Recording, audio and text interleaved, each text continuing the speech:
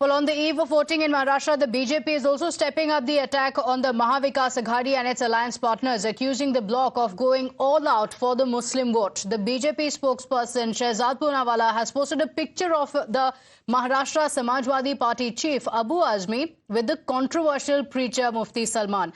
The BJP claims that the Mufti Salman in the past was arrested for his hate speech that targeted Hindus. The BJP is asking, will Uddhav make his stand clear on the matter, where allies of Aghadi are seeking blessings from controversial Muslim clerics ahead of the elections? Remember, this also comes in the back of the political controversy over the MBA candidate and actor Swara Bhaskar's husband, Fahad Ahmad, meeting Maulana Sajid Nomani.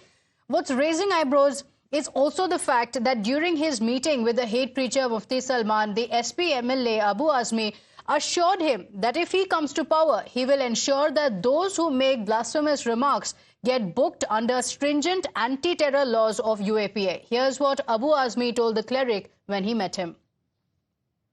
हुजूर सल्लल्लाहु अलैहि वसल्लम के खिलाफ अगर किसी ने गलत अल्फाज से नवाजा तो उसको ये जो आपका 153A है या कुछ ये बिल्कुल बेकार है। कम से कम उस पर आप UAPA लगाइए। और अगर मेरा मैनिफेस्टो आप देखेंगे, मैं तो आज आपसे मिल रहा हूँ ना, मेरा मैनिफेस्टो 20 दिन पहले बन चुका है। उसमें पहली जो मेरी मांग है कि मैं अगर सत्ता में आया, पावर में आया, तो मैं सत्ता पक्ष से उसमें एक कानून जरूर बनवाना चाहूँगा कि जो जिन्होंने भी हुजूर सल्लल्लाहु अलैहि वसल्लम के खिलाफ कुरान शरीफ जलाने का या कोई गाली देने का ऐसी चीज़ें आई ना, तो उसको UAPA के कानून में बंद किया जाए। ये सबसे बड़ी दहशतगर्दी है। मेरी डिमांड है, बिल्कुल।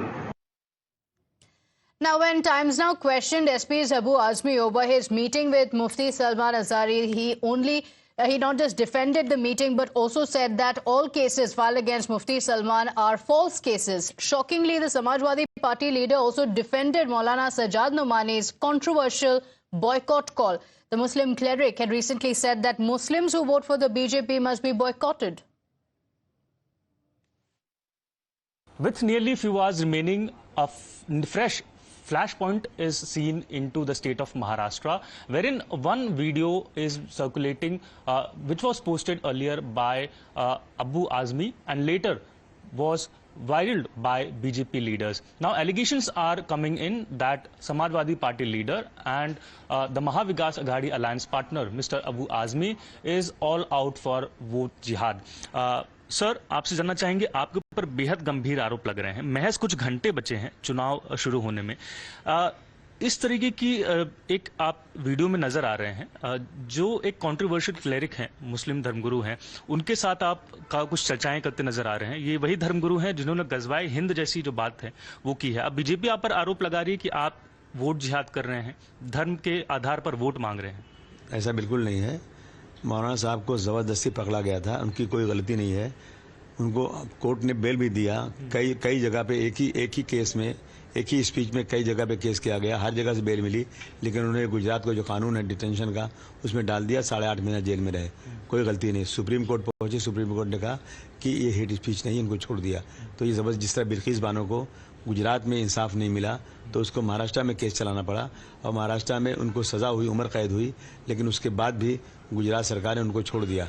तो मतलब ये जो है इंसाफ नहीं वहाँ पे हो रहा है। मैंने अगर मौलाना साहब से बात किया तो क्या गलत बात किया? इनके लोग आकर मंडाला के अंदर ये कह रहे हैं कि 4 मुसलमान लड़ेंगे आपस में, हम आराम से चुनकर आ जाएंगे। तो उसी बात को तो मैंने कहा, देखो ऐसी बातें कर रहे हैं लोग।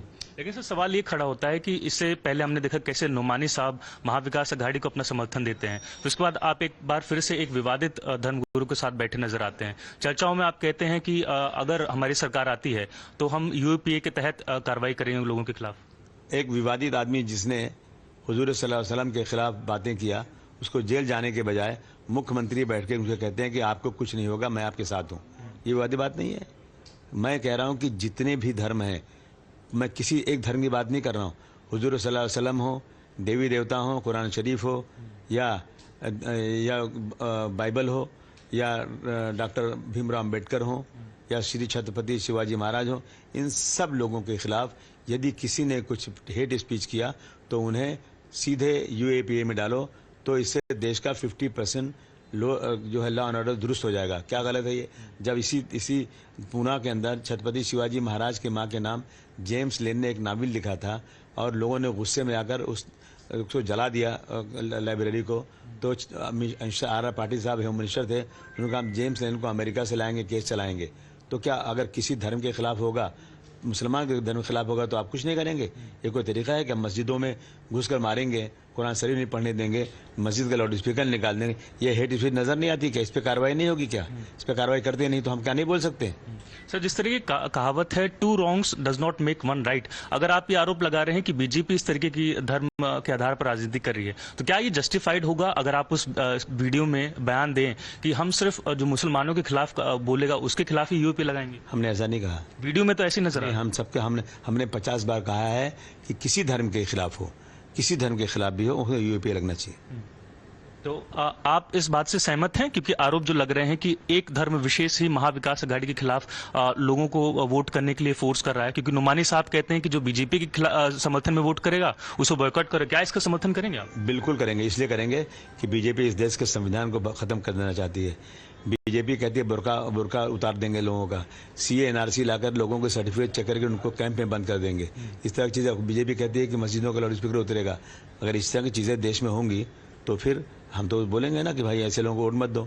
सबसे बड़ी बात, संविधान को छेड़ने वाले, जब इनके एमपी ने, जो एमपी के कैंडिडेट थे, उन्होंने कहा कि 400 पार कर दो तो हम इस देश का संविधान बदल देंगे, तो ऐसे लोगों के खिलाफ वोट नहीं देने की बात तो होनी चाहिए। लेकिन आजमी साहब एक सीनियर लीडर हैं आपसे, क्योंकि महाविकास अघाड़ी लगातार इस बात का नारा देती है कि हम संविधान बचाओ के तहत ये चुनाव लड़ रहे हैं, तो ज्यादा जिम्मेदारी आपको लगता है कि आपके ऊपर बनती है कि अगर हम एक इक्वल लेवल प्लेइंग फील्ड रखें जहां पर धर्म के आधार पर नहीं बल्कि वोट ही टर्न आउट हो? अगर आप एक ऐसी अपील करते तो आपको नहीं लगता कि ये कंट्रोवर्सी खड़ी नहीं है? मैं बिल्कुल कह रहा हूँ, अगर हम ये कहते तो क्या मेरे इलाके से हम लोग उद्धव ठाकरे जी की पार्टी को वोट देते? क्या सारे मुसलमानों ने किसको वोट दिया? उद्धव ठाकरे जी की पार्टी को वोट दिया। अगर उनको लगता था कि उम्मीदवार हमारा नहीं तो वो नोटा में चले जाते हैं, लेकिन सबने वोट दिया। हम चाहते हैं कि सेकुलर लोग चुनकर आए, जो देश के तमाम धर्म के लोगों के साथ खड़े रहते हैं, जो मंदिर मस्जिद में कोई अंतर नहीं समझते हैं, ईद बकरीद होली दिवाली में कोई अंतर नहीं समझते हैं, इस देश की एकता में रखते हैं, उन्हीं के लिए वोट करने की बात हो रही है। तो आप अपना जो आपका वीडियो वायरल हो रहा है, जिसे आपने खुद भी पोस्ट किया, आप इसके समर्थन में हैं? आपको लग रहा है कि सही है? मैंने कोई गलत, इसका मतलब गलत निकाला जाए तो अलग बात है, मगर मैंने ऐसी कोई बात नहीं की। मैं हमेशा हिंदू, मुस्लिम, सिख, ईसाई, पारसी सबको साथ लेके चलता हूँ। क्या जो बीजेपी आरोप लगा रही है कि आप वोट जिहाद कर रहे हैं, तो क्या ये वोट जिहाद वर्सेस धर्मयुद्ध वाला ही मुद्दा है? बिल्कुल नहीं, सब झूठ है, ये सब बनावटी बातें हैं। लोगों को नफरत की बातें करके ये वोट लेना चाहते हैं। इनका धंधा यही है कि नफरत करो, मुसलमानों के खिलाफ बोलो और vote low.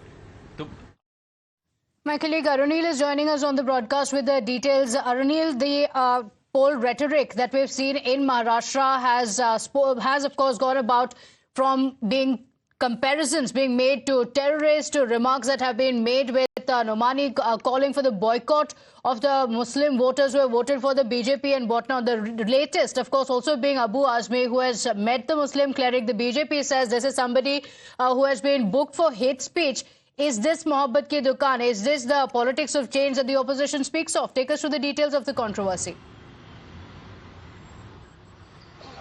Well, Pratibha, even Abu Azmi, the Maharashtra chief of Samajwadi Party, he has also tweeted a picture with Mufti Salman, the controversial person over here who was recently in jail for his hate speeches against the Hindu community. Now, what Shehzad Poonawalla, the BJP leader over here, is asking is that Mufti Salman basically spoke about Ghazwa-e-Hind, and now Abu Azmi is meeting him before Fahad Ahmed, who is also contesting from the neighboring constituency of Abu Azmi, that is Anushakti Nagar from Sharad Pawar's NCP.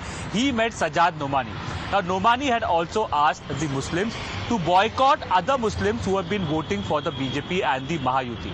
This is completely wrong, and basically it has provided ample ammunition to the BJP as well. The BJP is asking a question saying that when PM Modi says "Ek hai to safe hai," that time the Mahavikas Aghadi cries foul, saying that this is communal. But when their leaders like Abu Azmi is meeting a controversial person like Mufti Salman, who was recently arrested under the stringent PISA Act, Abu Azmi is openly saying that if anybody indulges in blasphemy, the stringent UAPA Act should be invoked against that person.